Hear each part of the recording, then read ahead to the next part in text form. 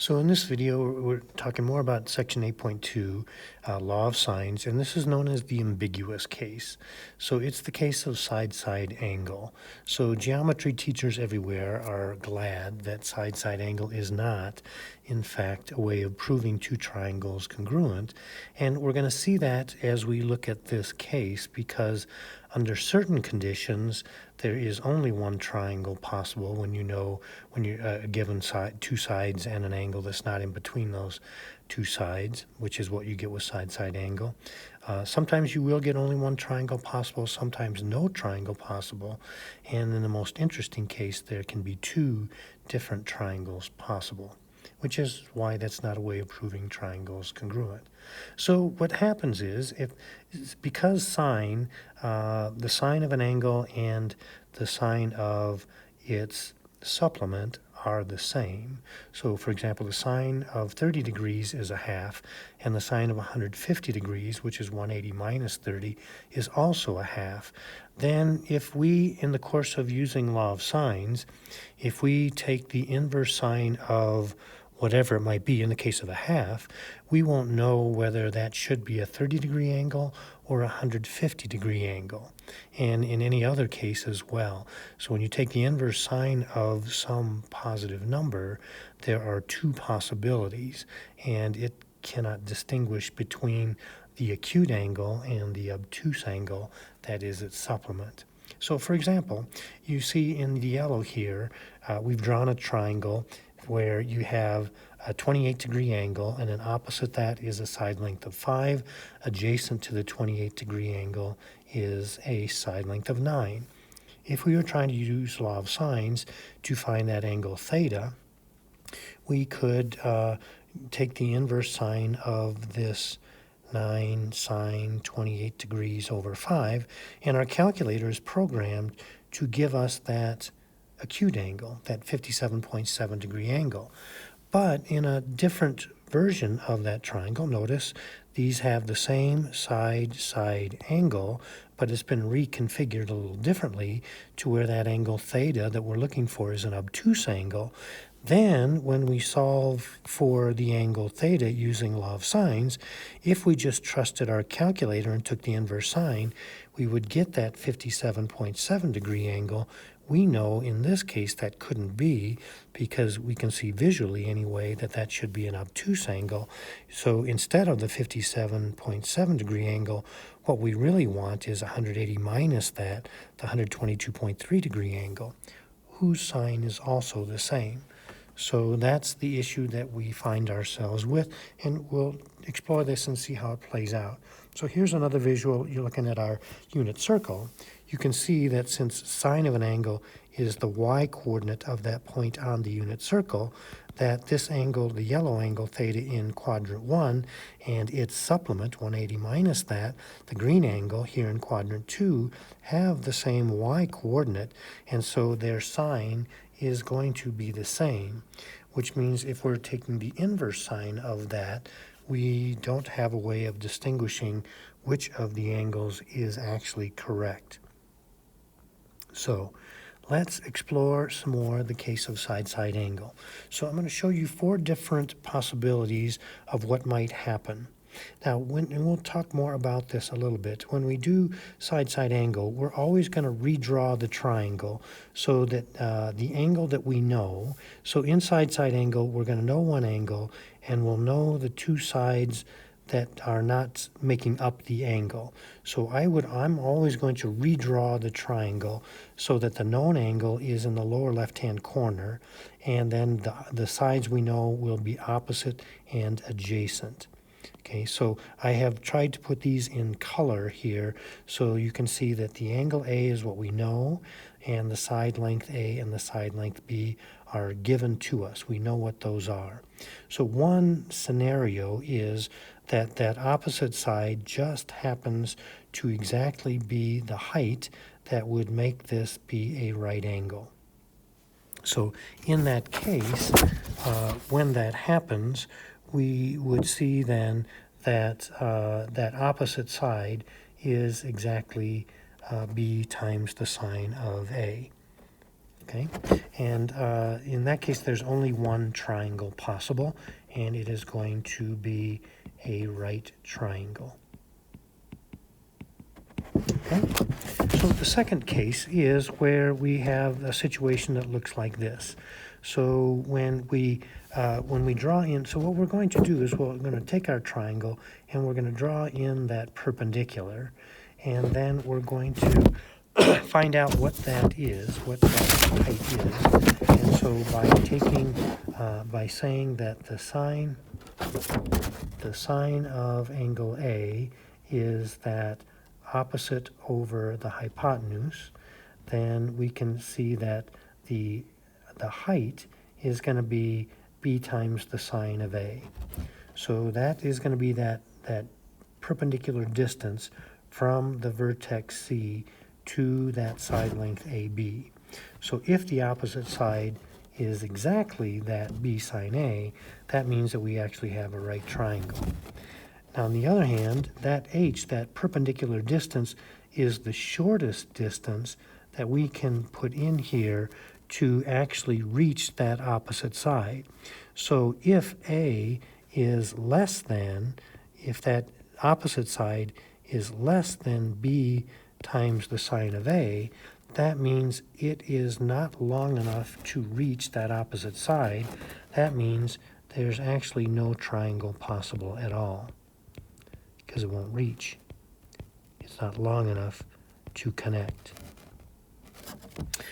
The third scenario is, I'm going to pull this over a little bit, is where this opposite side A is longer than side length B.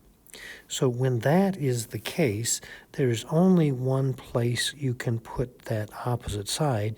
It's going to have to go out here. That is, you can't somehow put it in here because it's too long to fit. It won't connect. So in this case, where A is greater than B, there is going to be one triangle possible. Okay, now we're going to look at the most interesting case. So this is where things get a little bit goofy. So what we're going to do is, if we look at what this perpendicular distance is, so if we draw that in and call it h, then we can see that the sine of angle A is h over b, so h is going to be b sine angle A. That's what that length is. Now, if our opposite side A is greater than h, that means it is long enough to reach. Okay, remember, if it was shorter than h, then we'd have no triangle possible. If it was exactly the same length as h, we would have one right triangle. If A was bigger than B, then we'd have only one triangle. But if A is bigger than h and also at the same time smaller than B, this is the very strange case where there are actually two different triangles that are possible with that side length A, side length B, and angle A. That is one way that you could draw that. So what I'm trying to show on these two cases, there's triangle 1 and there's triangle 2, is these two triangles have the same length A, the same length B, and the same angle A, yet you can see they're two very different triangles. One of them is going to have an angle A that's acute, and the other one is going to have an angle A that is obtuse. That is because we are saying, I'm going to try to draw this, it was going to look like we could have put that side length A here, or we could have actually fit it in here. And you can see that this path that's going on, I'm going to go with the green. So this triangle here, I'm trying to show as this triangle, where that side length A kind of goes on the outside. This triangle here, which leads to that angle B that's going to be obtuse, is what I'm trying to show with this one right here. Okay? So what I'm going to do is I'm going to name these. I'm going to call this side, I'm going to call this B prime to distinguish it from this B, that's an acute angle. So my B prime is going to be an obtuse angle. And I'm going to call this angle C prime to distinguish it from this angle C over here that's coming from the triangle where B is acute. Now, if I go back to that first one here, you can see that there's a relationship between this angle B and this angle B prime. So I'm going to label that over here. I'm going to call this the B prime right here. So you can see that because this is side length A and so is this side length A, this triangle here is an acute, is an isosceles triangle, which means this angle B and this angle right here are congruent, which means that this angle B prime is a supplement to our angle B. So whatever B is, B prime is going to be 180 minus that angle B right there. So they're related to each other. Okay, so what does that mean? Let's take a look. I'm going to do an example here. So here's an example of how that's going to work. Now, before I do an example, let's talk about a strategy first. So here is going to be our strategy. So first, it's absolutely critical that we recognize that the information that we're given is side-side angle. So you'll be given, three pieces of information. It might be two sides in an angle, it might be two angles in a side, it might be three sides. If you have two sides in an angle, we want to know, is it side angle side or is it side angle? If it's side angle side, that's going to be no problem. There's only going to be one triangle possible, and we can use the law of cosines. But if it is side angle, we're going to redraw so the known angle is in the lower left. So the known angle, which I have called A in all these examples, is in the lower left. It's so complicated anyway. If you have the picture that looks different, it just adds a whole nother layer of confusion. So whatever the information is, we're going to draw it so that that angle that we know is in the lower left, and the two sides we know are going to be the opposite and adjacent. Then what we're going to do first is ask the question, is that A, the opposite side, greater than B, the adjacent side? If so, then we just have one triangle possible, and it's routine. We'll just go ahead and do law of sines. There's no worries. It's not really any different than anything else.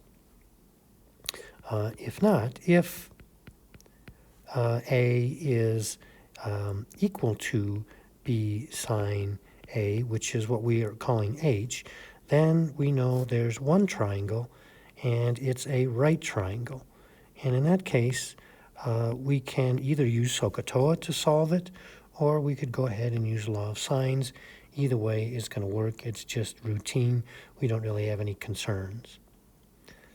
If A is less than B sine A, which is our H, then there are no triangles possible.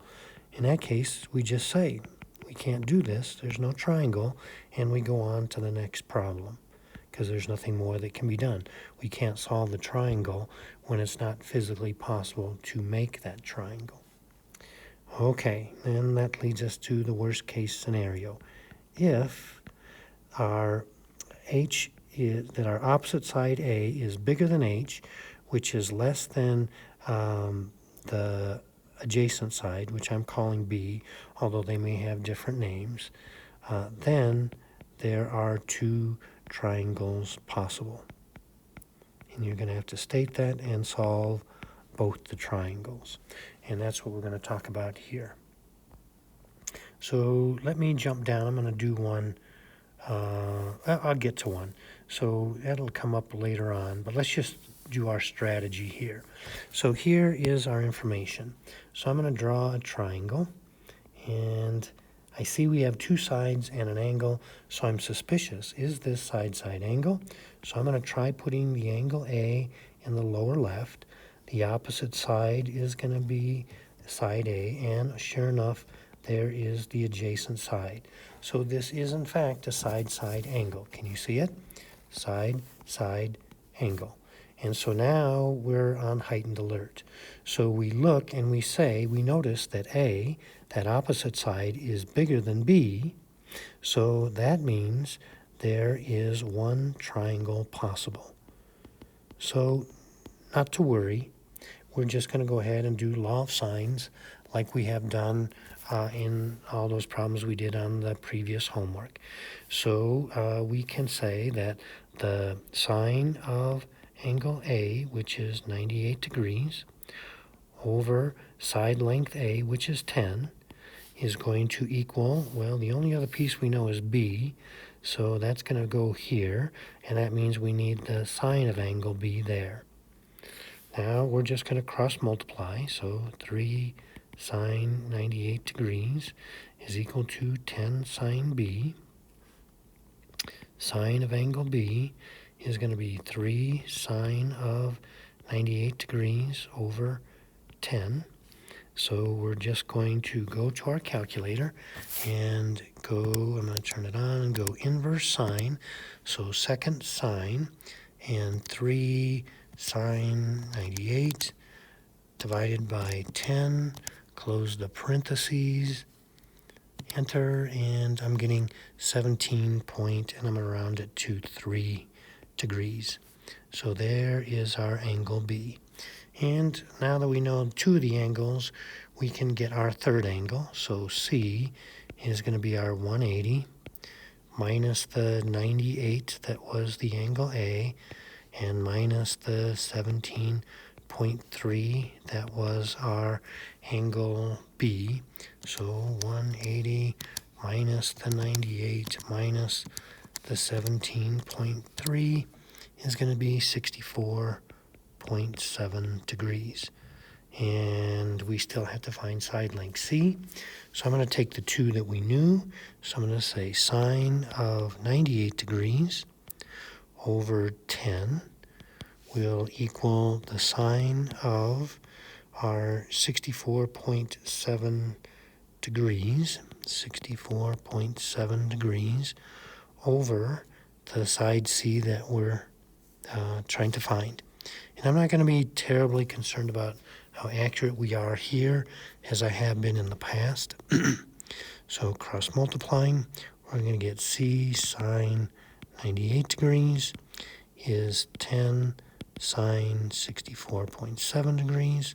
So C is going to be 10 sine 64.7 over sine 98 degrees. And so let's see, 10 sine 64.7 divided by sine of 98.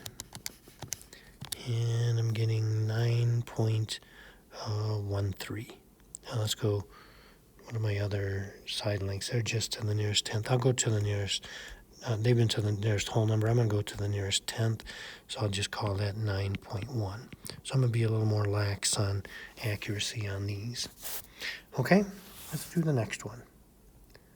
So, I'm going to draw a triangle. Looks like we have two sides and an angle. So I'm wondering, is this a side-side angle perhaps? There's a 62 degrees. A is going to be opposite, is going to be 10. B is going to be the adjacent, is going to be 12. So thinking strategy, the A is not bigger than the B, so the opposite side is not bigger than the 12. So I can't say for sure right off the bat that there is going to be just one triangle. So now I'm going to have to figure out what the height is. Is this long enough to reach? So the minimum distance that A has to be in order to reach that opposite side is going to be if that was a right triangle. That would mean that the sine of angle A would be opposite over hypotenuse. That means the H is going to be 12 sine of 62 degrees. So I'm going to put this into my calculator. 12 sine 62, and that turns out to be 10.6. That's a problem. The minimum distance we need A to B to reach this side is 10.6. It's only 10. That means it's going to be dangling short of that side there. It's really going to be right in there and not quite reach. So we have no triangle possible. And we're done. We can't solve this triangle because it's not possible to make a triangle with those side lengths. Okay? I got a feeling this next one is going to be a little more interesting. So, looks like we have two sides and an angle. I'm going to call the angle in the lower left-hand corner is going to be 31 degrees. And the opposite side is going to be 29. And I'm going to put the adjacent side here as 46. So that makes this angle B, and this must be angle A. That'll make that side length A. So at first glance, I can see that the 29 is not bigger than the 46, so I can't immediately conclude that there's one triangle possible. So I'm going to have to draw in this perpendicular and see what that minimum distance is. Is the 29 enough to reach that side? So that would mean sine 31 degrees would be h over 46. So h is 46 sine of 31 degrees. And let's see, 46 sine of 31 is 23.7. 23.7. Uh-oh. This is the, I guess, maybe worst case scenario. So we have that h is less than c, which is less than b. That means there are two triangles possible. So if this were a test question, then I would expect you to show the work that leads to this. Make sure you make this statement and that you make this statement. And those are must-haves. So now what we're going to do is we know there's going to be two triangles possible. So I'm going to say one triangle is, I'm going to do it in different colors here. So one triangle is going to look like what we have there. So that's going to be this triangle where this is angle C, that's angle B, that's A. We know this is 29. We know this is 46. We know this is 31 degrees. The second triangle we're going to have is going to look something like this. We're going to bring that in here. So our B prime is going to be an obtuse angle. And this angle A prime, I guess is what this is going to be very small compared to that angle A. This is still 29. This is still 46. Our angle C is still 31 degrees. Now I'm going to find first this angle B, and I'm going to do that just using law of sines, because law of sines will give us, our calculator is programmed to give us an acute angle when we take an inverse sine of a positive number. So I'm going to say that the sine of angle B, it's supposed to be a B, over 46 is equal to the sine of 31 degrees over 29. So 29 sine angle B is 46 sine 31 degrees. So sine of angle B is 46 sine 31 degrees divided by 29. So I'm going to take an inverse sine of that. So second sine 46 sine 31 divided by 29, close the parentheses. That's going to be about 54.8 degrees. Notice this is an acute angle. That's our angle B. Now immediately I know that B prime is going to be its supplement. It's going to be 180 minus that 54.8. So the 180 minus the 54.8 is going to be 125 23.2 degrees. Okay, that's our angle B prime. Now after this, the rest of it's routine. It's just that we have two separate problems that we're going to do. So I'm going to scroll up a bit here. So once we know that angle A is 30, or angle C rather, is 31 degrees, and now we know that B is 54.8, we can say that A in this blue triangle is going to be 180 minus the 31 minus the 54.8. And so that is going to be, let's see, that's going to be 94.2 degrees. So now we know that, and we need to find side A. So I'm going to go with the ones we knew. So sine of 31 degrees over 29 is going to be the sine of angle A, 94.2 degrees, over side length A that we're trying to find. So I'm going to cross multiply and get A sine of 31 degrees is 29 sine of 94.2 degrees. So A is going to be 29 sine 94.2 divided by sine 31 degrees. So let's see, 29 sine of 94.2 divided by sine of 31, and I'm looking at 56.2. 56.2. So we have solved that first triangle. We have the angle B, the angle A, and the side length A. Now in the second triangle, we've got more work to do. So now we can find angle A prime. So it's going to be the 180 minus the 31 degrees that was angle C minus the 125.2 degrees that was our B prime.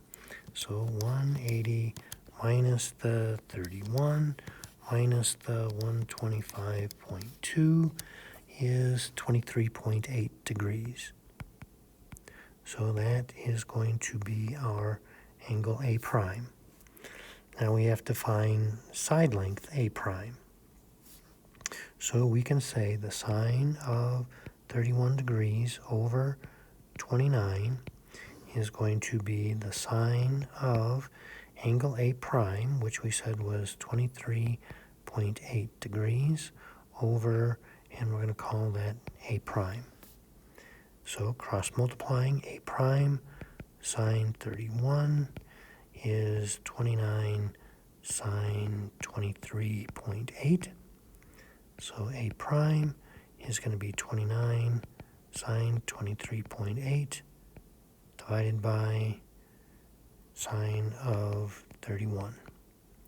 So going to my calculator, 29 sine of 23.8 divided by sine of 31, and I'm getting that's 22.7. And we have solved our second triangle. Okay, so to summarize, we have to recognize when there are going to be two triangles possible. This is huge. Then we'll first find angle B using just the standard law of sines, but then use that to know that B prime is going to be its supplement. Once we've done that, those pieces, the rest of it is just routine. Then you're just solving two regular law of sines problems. Okay? Very good.